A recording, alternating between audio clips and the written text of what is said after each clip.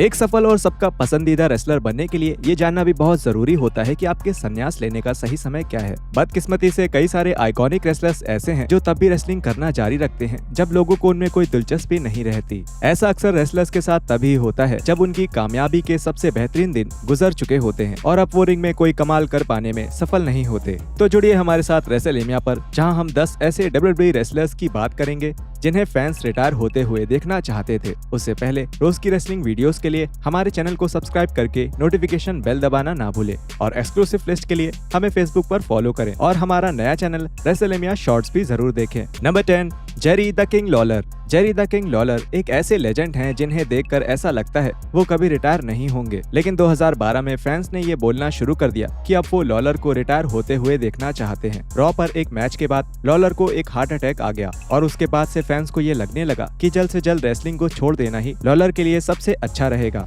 लेकिन लॉलर का कुछ और ही प्लान था। लॉलर ने अपने हार्ट अटैक के बाद से कई सारे मैचेस में हिस्सा लिया है और ये सभी मैचेस WWE के बाहर हुए थे, जिससे ये साफ था कि WWE लॉलर के साथ किसी भी तरह का मैच बुक नहीं करना चाहता है। लॉलर लगातार WWE पर दबाव डाल रहे हैं ताकि वो उन्हें एक और मैच के लिए बुक करें, खास तौर पे रेसलमेनिया में। और द बम पर अपने इंटरव्यू के दौरान उन्होंने कुछ ऐसा कहा, मुझे अभी भी एक रीमैच की उम्मीद है, रेसलमेनिया 27 में अपने और माइकल कोल के मैच की बात करते हुए, या केवल मेरे रिटायर होने से पहले बस मेरे नाम के साथ एक और रेसलमेनिया मैच की उम्मीद करता हूँ।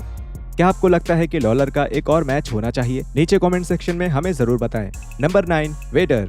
अपने करियर के सबसे ऊंचे मुकाम पर वेडर को प्रो रेसलिंग के इतिहास के सबसे बड़े रेसलर्स में से एक माना जाता था। वेडर के पास ताकत और रफ्तार दोनों थी और वो कितने भी बड़े रेसलर के साथ एक बेहतरीन मैच लड़ सकते थे। लेकिन दुख की बात यह है कि वो अपने उस मुकाम के बाद भी काफी समय तक रेसलिंग करते रहे और उनके मैचेस इम्पैक्ट और रो प्रो जैसी कंपनीज के साथ होते रहे, लेकिन वो सब बहुत खराब थे, जो देखने में बिल्कुल अच्छे नहीं लग रहे थे। जाहिर है कि हमें किसी के भी हालातों को नजरअंदाज नहीं करना चाहिए, क्योंकि हमें नहीं पता कि वेडर ने अपनी रेसलिंग क्यों जारी रखी। लेकिन शुक्र है कि इन सभी खराब मैचेस का फैंस के बीच उनकी लेगेसी पर कोई असर नहीं पड़ा और लोग अभी भी उन्हें रेसलिंग की दुनिया में एक लेजेंड के तौर पर जानते हैं। Number 8, Kevin Nash.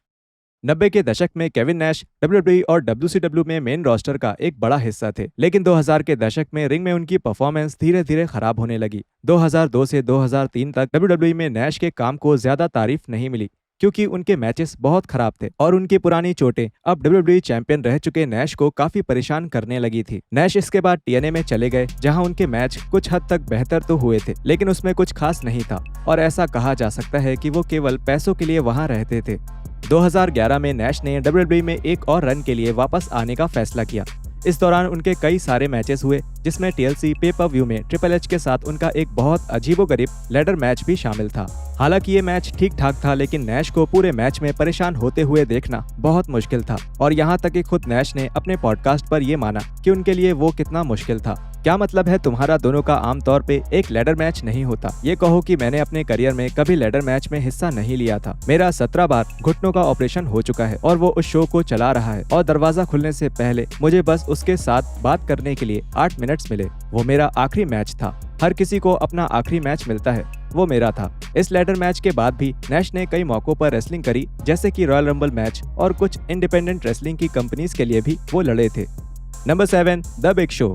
Big show का नाम पिछले 30 सालों में सबसे सम्मानित और प्रतिष्ठित रेसलर्स के तौर पर लिया जाता है, लेकिन बिग शो WWE में अपने करियर के दौरान ऐसे समय से भी गुजरे थे जब उनके फैंस उनको सच में रिटायर होने के लिए बोलते थे। बिग शो की बुकिंग में कुछ नया नहीं दिख रहा था और वो अब भी शो के बड़े स्टार्स के तौर पे पेश किए जाते थे, जबकि फैंस हर हफ्ते रॉ स्मैकडाउन पर कुछ नया देखने के लिए बेताब रहते थे। बिग शो के लिए अक्सर ही एरेना में प्लीज रिटायर चिल्लाया जाता था और द मिरर के साथ एक इंटरव्यू के दौरान खुद बिग शो ने ये बताया था कि लोग सड़क पर उनके पास आकर उन्हें रिटायर होने के लिए कहते थे। मुझे लगता है मैं एक हील के तौर पर अपना काम कर रहा हूँ। मेरे हिसाब से ये बस लोगों का मजे करने का एक तरीका है। मतलब अब मान ही लेते हैं लोग मुझे सड़क पर आकर रिटायर होने के लिए भी कहते हैं, लेकिन मैं ऐसे कई लोगों से मिला हूँ जो मेरे काम के लिए शुक्रगुजार हैं और मेरे काम की इज्जत करते हैं, और जब लोग एरेना में ऐसे चिल्लाते हैं तो ये बस उनके मजे करने का ही एक तरीका होता है। Number 6, Goldberg. जब 2016 में गोल्डबर्ग WWE में वापस आए थे, तब ऐसा लग रहा था कि ये सिर्फ एक मैच के लिए हुआ है। गोल्डबर्ग सर्वाइवर सीरीज में ब्रॉक लेसनर को हराने के लिए वापस आए थे और ये एक मजेदार शो था जिसमें गोल्डबर्ग को शानदार ढंग से पेश किया गया था, लेकिन सच में कोई भी गोल्डबर्ग को वापस रेसलिंग करते हुए नहीं देखना चाहता था। गोल्डबर्ग और भी मैचेस के लिए वापस आते रहे, जिसमें वो कई बार वर्ल्ड टाइटल भी जीते और इस दौरान उन्होंने केविन ओवेंस और ब्रे वाइट जैसे रेसलर्स को भी हराया। लेकिन फैंस ऐसा बिल्कुल नहीं चाहते थे। जल्द ही फैंस गोल्डबर्ग को नापसंद करने लगे क्योंकि उनके मैचेस बहुत ही अजीब होने के साथ साथ खतरनाक ढंग से खत्म होते थे। अगर गोल्डबर्ग 2016 में ही हमेशा के लिए वापस चले जाते तो उनकी इज्जत और लेगेसी अभी भी बरकरार रहती, लेकिन बार बार बिना किसी सवाल के उनके रेसलिंग करने के फैसले की वजह से उनकी लेगेसी खतरे में पड़ गई। नंबर 5, केन। केन ने WWE प्रोग्रामिंग के बहुत सारे हिस्सों में अपनी जगह बनाए रखी, लेकिन जैसे जैसे केन अपने करियर के आखिरी पड़ाव पर बढ़े, WWE टीवी पर उनको देखने की मांग कम होती गई। कॉर्पोरेट केन के तौर पर उनके रन के दौरान फैंस से उन्हें कुछ खास प्यार नहीं मिला। केन के मैचेस भी अच्छे नहीं जा रहे थे और केन के जिस किरदार ने उन्हें एटीट्यूड एरा में इतना मशहूर किया, इस नए किरदार में उसकी कोई झलक नहीं थी।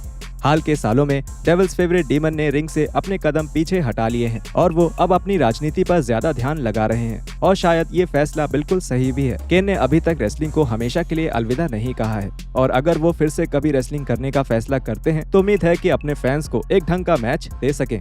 Number 4, Ric Flair.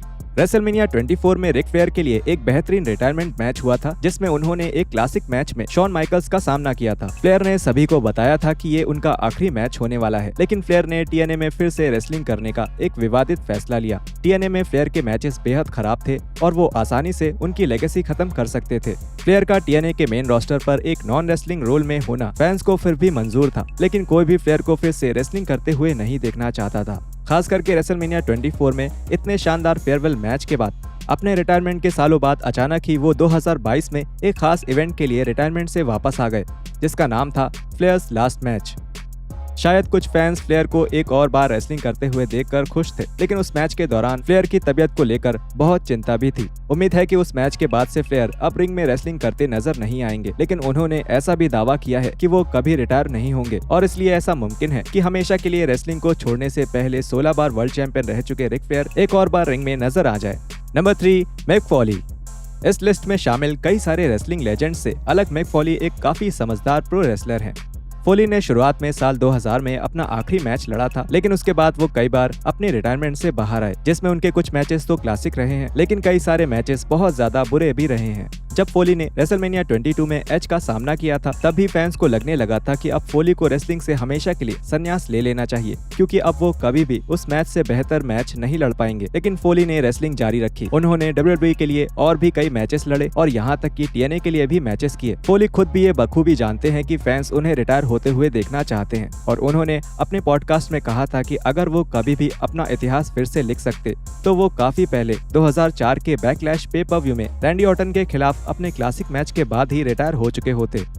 अगर मैं अपना इतिहास फिर से लिख सकता तो मैं फिर कभी रेसलिंग नहीं करता। मुझे रैंडी के खिलाफ एक मैच के लिए वापस आना पड़ता, क्योंकि आपके लिए एक कमबैक मैच अलाउड होता है। मैं द रॉक के साथ टैग करता, उसके बाद रैंडी के खिलाफ एक मैच करता और फिर कभी रेसलिंग नहीं करता। मुझे लगता है सभी ये जानते हैं कि आप एक कमबैक मैच लड़ेंगे, लेकिन मैं उसके 6 हफ्तों बाद ही एक मैच नहीं करता रेसलमेनिया 2000 में। मैं सिर्फ वो 2 मैचेस ही करता और बस उसके बाद कुछ नहीं। Number 2, Hulk Hogan.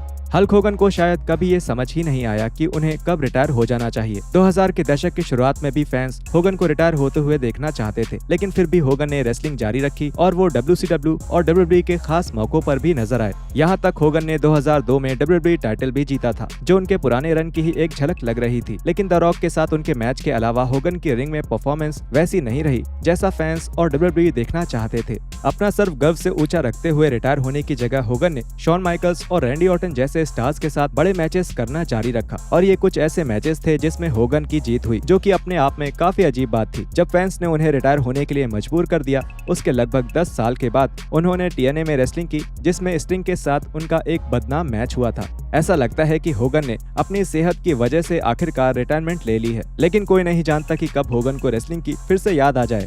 Number 1, the Undertaker. Legendary Undertaker कई दशकों तक लगातार रेसलिंग करते रहे और साफ तौर पर प्रो रेसलिंग के लिए उनका प्यार और समर्पण उनके शरीर पर कभी तो असर करने ही वाला था। 2014 के आसपास दी अंडरटेकर की इन रिंग परफॉर्मेंस में गिरावट आने लगी और रोमन रेंस और गोल्डबर्ग के साथ उनके मैचेस इस तरफ इशारा करने लगे कि अब अंडरटेकर के रिटायरमेंट का समय आ चुका है। अंडरटेकर को उनके फैंस रिटायर होते हुए इसलिए देखना चाहते थे क्योंकि वो सभी उनकी बहुत इज्जत करते थे और अब उन्हें कुछ और साबित करने की भी कोई जरूरत नहीं थी। और लोगों को ये भी चिंता थी कि अगर उन्होंने रेसलिंग जारी रखी तो वो कहीं गंभीर रूप से घायल न हो जाएं या वो किसी और को बुरी तरह चोट ना पहुंचा दें। अच्छी बात ये रही कि 2022 में आखिरकार अंडरटेकर ने फैसला किया कि अपने शानदार करियर को खत्म करने के लिए अब तैयार हैं। अंडरटेकर ने रेसलमेनिया 36 में एजे स्टाइल्स के साथ एक ऐसा सिनेमैटिक मैच लड़ा जो उससे बेहतर हो ही नहीं सकता था और इसके बाद ही एक हॉल ऑफ फेम इंडक्शन भी रखा गया जहां फैंस को उनके सबसे पसंदीदा रेसलर को अलविदा कहने का मौका भी मिला। और यहाँ खत्म होते हैं हमारे 10 ऐसे WWE रेसलर्स जिन्हें फैंस रिटायर होते हुए देखना चाहते थे। वीडियो के बारे में नीचे कमेंट करके हमें जरूर बताएं और हम मिलते हैं आपसे अगली वीडियो में ऐसे ही कुछ और रेसलिंग कंटेंट के साथ।